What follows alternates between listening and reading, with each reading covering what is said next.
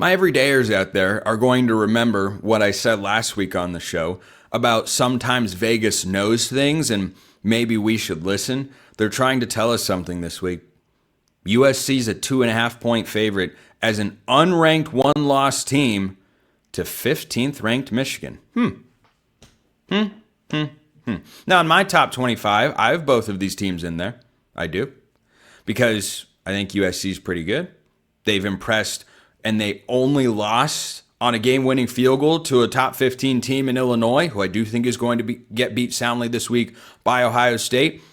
But why would USC be favored? Well, you got a couple of things there. First of all, USC is at home. Michigan is making that dreaded 2-time zone travel.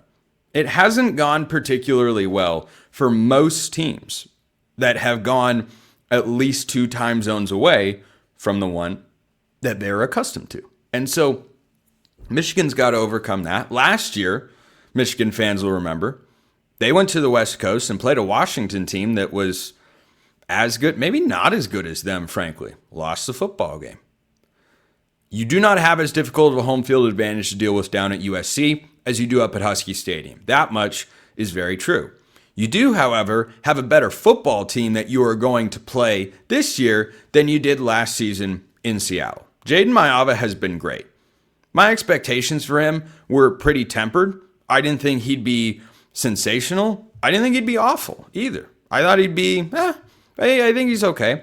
He's completing 70.5% of his passes, averaging over 300 yards a game, 11 touchdowns to 1 interception. USC lost some weapons in the offseason, and what I had heard was that they weren't exactly sad about that because it allowed them to be a little bit more targeted in their approach to actually get the ball to the playmakers they do have more consistently rather than feeling like they have to get everybody the ball all the time. That's how the offense has looked. Because when you watch Mekhi Lemon play, he's one of the best receivers in college football. You better not make a top 5 best receiver list in the country and leave Mekhi Lemon off of it. Go watch what he did to Illinois. I know their secondary is not outstanding. I don't know who's defending the catches that this guy's been making.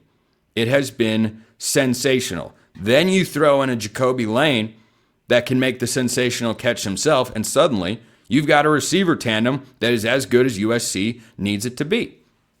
Now, Mayava's playing well, the receivers are good, and that's not what matters.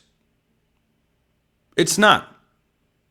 Mayava is playing better than Miller Moss did last year. That is true. The way the offense operates without Zachariah Branch and Deuce Robinson in there is better. That is true. USC's running the ball better. Yeah, that's also true. But what didn't come to play for USC last year in Ann Arbor? The run defense. That's what has to change here. And when you play Michigan, it's a very simple Michigan's like Superman. And I watched the new Superman movie recently. I liked it because it was different than the other Superman movies I've seen, where any fight scene with Superman, unless he's going against another Kryptonian, is really not that interesting to me. Because you either have kryptonite to weaken him or you don't. That's the calculation. If you don't have it, then you are not going to win. And if you do have it, you are going to win. It's not that exciting to me. It doesn't leave me on the edge of my seat. That's why I didn't think Batman versus Superman was all that good. Michigan is Superman. That's not to say I don't like watching Michigan play football, because I respect the toughness, the physicality. They're very creative in their run game as much as any team in the country, and I enjoy watching that sort of stuff. I really do. The reason they're Superman is their offense is running the football. You can either stop the run or you can't. If you stop the run, you stop Michigan because they're among the leaders in the country. They might even be the leader in the Power 4 in drops this year. Bryce Underwood is going to be a superstar if he finds some pass catchers on the perimeter in the coming years. I have been bullish on Bryce Underwood since he got recruited. I called for him to start all offseason coming into the year, and I love what I'm seeing so far. There are freshman moments. There are a lot of areas of growth. That's to be expected, but I never felt like this Michigan team was ready to go win a Big Ten or national championship this year. They're not. Are they good? Yes, they are. I think they're going to lose this football game. So USC's run defense this year has held opponents to under 110 rushing yards a game. Have they seen a rushing attack that is anything like what Michigan brings to the table? No, they certainly have not. Michigan State does not run the ball like Michigan. Illinois does not run the ball like Michigan. You've at least got a couple of Big Ten games under your belt. But the way the Wolverines play, Justice Haynes, I loved this addition in the offseason for the Wolverines. I always thought it was the right fit. Because at Alabama, Justice Haynes was underutilized and hidden in an offense that didn't mesh with what he does well. And he went to a place that just wants to hand the ball off. He breaks long runs every single game, it feels. Every time I look up on a college football Saturday, I feel like I'm watching Justice Haynes 1 to 2 times a week breaking a run of 50 or more yards for a touchdown or not. Usually it is for a touchdown. Pretty sure he has 2 or 3 75-yard touchdowns this year. He's that kind of guy. He's a former 5-star running back. It's a great fit. Do I think that USC's body of work this year alone is enough for me to feel good about them beating Michigan this week? No, it's not.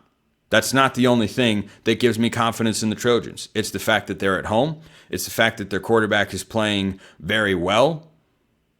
And it's the fact that Michigan's passing attack, I don't know that it's going to get there situationally. So it's improved for USC. They're at home, like the offense, and I don't think Michigan is quite there.